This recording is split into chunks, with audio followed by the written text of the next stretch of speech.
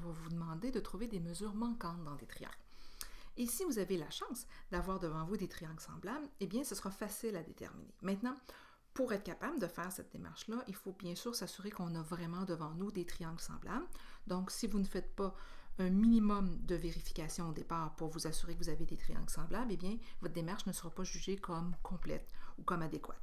Donc, tout d'abord, comment on va procéder? On va aller vérifier si on a des triangles semblables. Ensuite, si on a des triangles semblables, on se rappelle qu'à ce moment-là, on sait qu'il y a existence d'un cas entre nos triangles. On l'a déjà vu dans la capsule 3.2.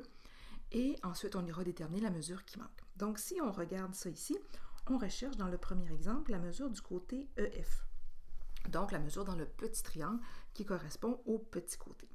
Et bien rapidement, en observant ces deux triangles-là, on se rend compte qu'on a effectivement des triangles semblables.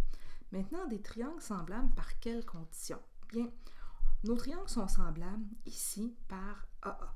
Comment je sais que mes triangles sont semblables par AA? Tout d'abord, j'observe que dans mes deux triangles, j'ai un angle de 30 degrés. J'ai l'angle A qui est congru, isométrique, à la mesure de l'angle F, parce que chacun mesure 30 degrés.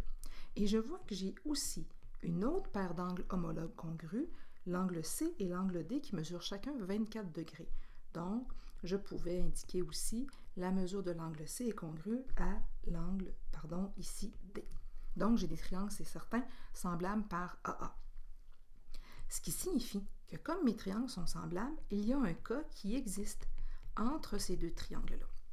Le cas ne peut exister que si on a des triangles semblables. Donc, pour passer de la petite à la grande figure, on se rappelle, notre rapport de similitude nous fait multiplier par k, et si on passe de la grosse à la petite figure, à ce moment-là, on divise par k. Mais ce cas-là, c'est sûr qu'il existe.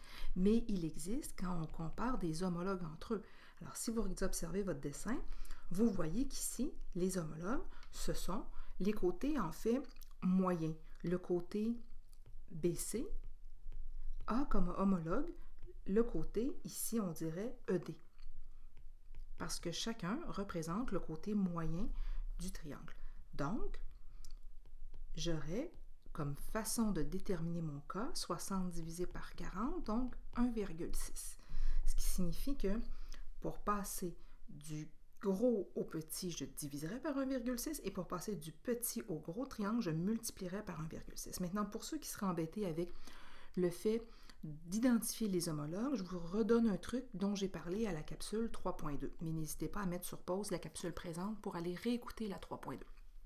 Donc, si j'observe mes deux triangles, le côté moyen du gros triangle, c'est bien 64 mm. Et le côté moyen du petit triangle, c'est bien 40 mm. Les homologues doivent être des fonctions identiques en mathématiques. Donc, un moyen côté avec un moyen côté, un petit côté avec un petit côté dans deux triangles. C'est comme ça qu'on détermine nos homologues. Donc ici, je devais bien utiliser BC et ED pour aller déterminer la valeur de mon cas, puisqu'il s'agissait ici du côté moyen.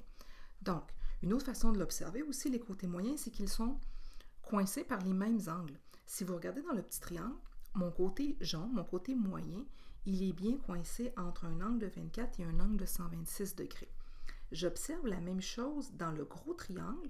J'ai 24 et 30 degrés, donc si je sais que la somme des angles, c'est 180, je déterminerai ici que c'est aussi 126 degrés l'angle B. Donc, voyez-vous, ces deux côtés-là sont vraiment homologues parce qu'ils sont entre autres coincés par les mêmes angles homologues aux extrémités.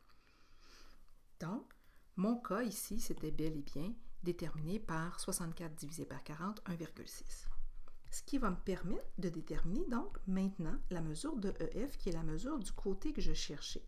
Mon côté EF, pour le trouver, je devrais donc passer de son homologue, qui est ici le 52 mm, donc le petit côté, et je devrais diviser ça par 1,6 pour me ramener à la petite figure, donc au petit triangle. 52 divisé par 1,6, vous allez obtenir 32,5 par millimètre.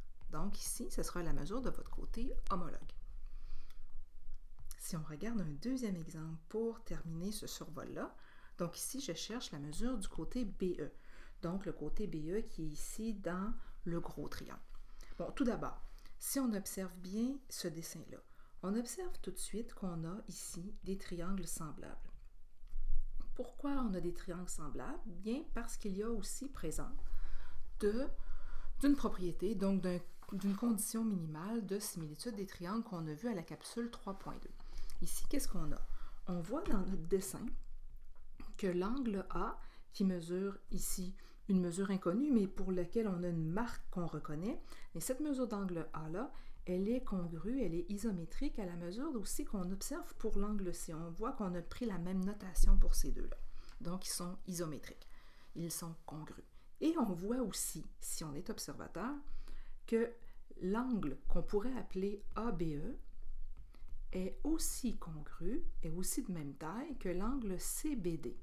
Donc, que l'angle qui est ici est congru, isométrique, à l'angle qui est de l'autre côté en face dans le petit triangle. Pourquoi j'ai ça?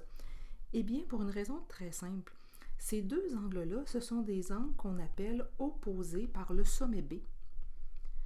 Et le fait que ces deux angles-là soient positionnés comme ça, l'un par rapport à l'autre, fait qu'on a des triangles ici qui sont semblables parce qu'on a deux angles homologues congrus, deux paires d'angles dans les deux triangles.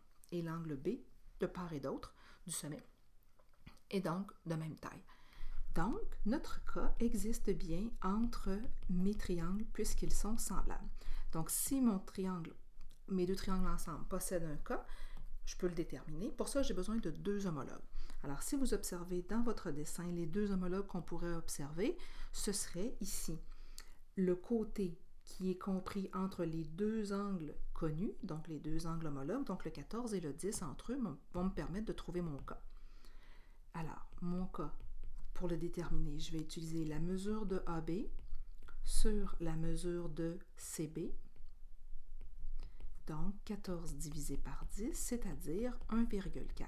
Donc, pour passer de la petite à la grosse figure, on va donc multiplier par ce cas-là. Donc, on va multiplier par 1,4. Et si on voulait passer de la grosse à la petite figure, on pourrait diviser par 1,4.